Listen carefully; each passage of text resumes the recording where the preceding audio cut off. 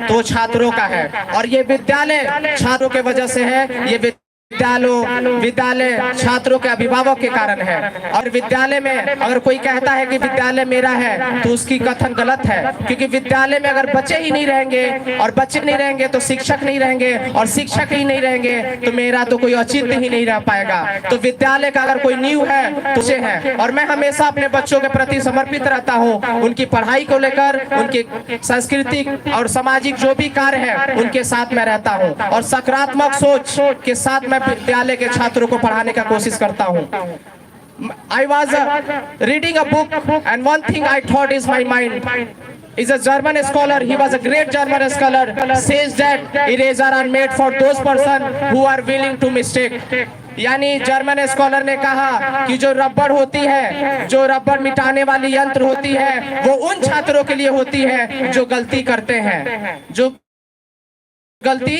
हैं, but Swami Vivekananda has told that eraser are made for those person who are willing to correct their mistake. यानी स्वामी विवेकानंद ने अपनी सकारात्मक सोच से कहा कि इरेजर और जो रबड़ होती है वो उन विद्यार्थियों के लिए है जो गलतियों को सुधारना चाहते हैं। तो देख लीजिए, ये दोनों ग्रेट पर्सन थे, एक स्कॉलर थे और एक हमारे स्वामी विवेकानंद थे, पर दोनों की सोच में फर्क देख लीजिए। बच्चों को बता रहे हैं कि उनके लिए है जो गलतियां करते हैं, और हमारे स्वामी विवेकानंद ने कहा कि रबड़ उनके लिए बना है जो गलतियों को सुधारना चाहते हैं। उसी सकारात्मक सोच के साथ मैं अपने विद्यालय के छात्रों को पठन पाठन करता हूँ। हमेशा ही बना के रखिए, जब तक आप अनुशासित नहीं है आपका शिक्षा बेकार है, और जब अनुशासित ही नहीं रहिएगा आपका संस्कार और संस्कृति दोनों खराब हो सकता है। मैं एक छोटी सी घटना के साथ अनुशासन का एक उदाहरण देने जा रहा हूँ।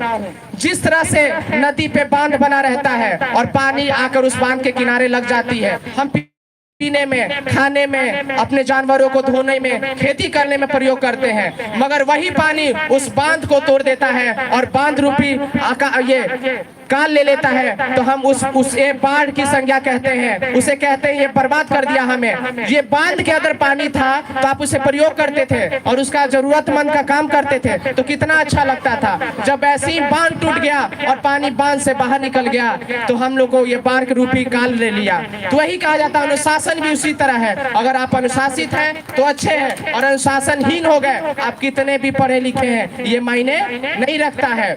और मैं कहता हूँ कि बादाम से अकल नहीं बल्कि ठोकरों से अकल आता है। तो तमाम छात्रों को और उनके अभिभावकों को कहना चाहता हूं, और खासकर उन बच्चियों को जिनके अभिभावक उनको पढ़ाने के लिए रोकते हैं। मैं ज्यादातर छात्राओं पे ज्यादा मैं जोर देता हूं। इसका एक कारण है, क्योंकि किसी के घर अगर 2 बच्चे हैं तो क्या करते हैं, लड़के को तो एडमिशन करा देते हैं प्राइवेट स्कूल में, और बच्चियों को क्या करते हैं किसी गवर्नमेंट या ऐसे स्कूल में ये भेज देते हैं जहाँ पठन पाठन नहीं होता है। मैं आपको विश्वास दिलाना चाहता हूं कि आप हमारे विद्यालय में लड़कों से ज्यादा लड़कियां टैलेंटेड हैं, और आपने सांस्कृतिक कार्यक्रम के माध्यम से आपने झलक भी देख लिया कि इनमें कितनी टैलेंट भरा हुआ है। और मैं आप तमाम यहाँ अभिभावक यहाँ उपस्थित है, मैं उनको कहना चाहता हूँ कि अपने बच्चे बच्चियों पर विश्वास रखिए, विश्वसनीयता बनाए रखिए, और उनको पठन पाठन के लिए कभी मत रोकिए। मैं अपने विद्यालय में से छात्राओं को फ्री में पढ़ाता हूँ। मेरा सिर्फ एक उद्देश्य है कि वो पढ़ जाएंगी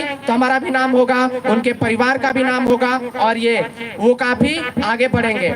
जो छात्र आर्थिक दृष्टिकोण से सोचते हैं कि मैं सक्षम नहीं हूँ पढ़ाने में, तो गरीब रह जाएंगे, आने वाला पीढ़ी भी गरीब रह जाएगा और कभी सुधर नहीं पाएगा। जब आप ही कोशिश नहीं करेंगे तो आप तो एक तैयार कर रहे हैं। गरीबी में जन्म लेना ये खराब बात नहीं है, पर गरीबी में मर जाना ये खराब बात है। तो अगर गरीबी को अगर एक चीज से मिटाया जा सकता जो सबसे सस्ता है और सुलभ है वो है शिक्षा। अगर शिक्षा से कोई भी सस्ता और सुलभ नहीं है, आपके पास पैसे नहीं होंगे कि आप बिजनेस कर पाएंगे, आप बहुत करोड़पति नहीं है कि खुद का कंपनी रहेगा, तो सबसे सस्ता और सुलभ क्या हो सकता है? शिक्षा। और जो व्यक्ति अपने छात्रों को, अपने बच्चों को अगर शिक्षा देंगे तो इससे गरीबी को मिटाया जा सकता है। तो शिक्षा ही सबसे सस्ता और सुलभ साधन है जो हम समाज को क्या कर सकते हैं, शिक्षित कर सकते हैं।